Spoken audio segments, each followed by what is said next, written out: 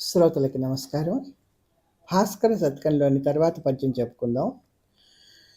చదువది ఎంత గలిగిన రసజ్ఞత ఇంచుక చాలకున్నా ఆ చదువు నిరర్థకంబు గుణసంయుతులెవ్వరు మెచ్చరు ఎచ్చటం పదనుగ మంచి కూర నలపాకము చేసిననైనా అందు ఇంపొదవెడు ఉప్పు లేక రుచి పుట్టగా నేర్చునటయ్యా భాస్కర. భాస్కర శతకం అనంగానే తటాలను గుర్తొచ్చేటువంటి మంచి పద్యం ఇది. సారవంతమైన పద్యం, భావద్యోతకమైనటువంటి పద్యం, అందరికీ నచ్చే విధంగా తెలియచెప్పినటువంటి పద్యం. కూర ఎంత బాగా వండినప్పటికీ అందులో ఉప్పు గనక లేకపోతే రుచి అనేది పుట్టదు.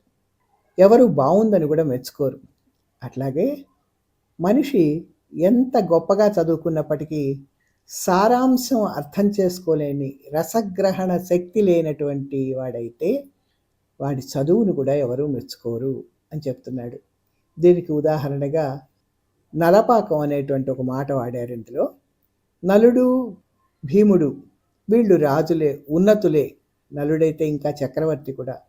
వాళ్ళిద్దరూ పాకశాస్త్ర ప్రావీణ్యత కలిగిన వాళ్ళని మనకి చరిత్ర చెప్తోంది, పురాణాలు చెప్తున్నాయి.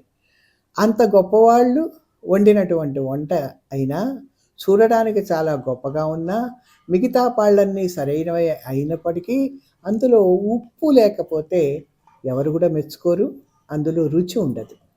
అట్లాగే ఎంత గొప్ప చదువులు చదివినా కూడా ఆ సారాంశం గ్రహించకపోతే గనక మనిషికి విలువ ఉండదు. గుణ కలిగిన వాళ్ళెవరూ కూడా అతన్ని మెచ్చుకోరు అనే ఒక చక్కటి లోకరీతిని మనకి తెలియచెప్పాడు ఈ పద్యం ద్వారా శతకకారుడు.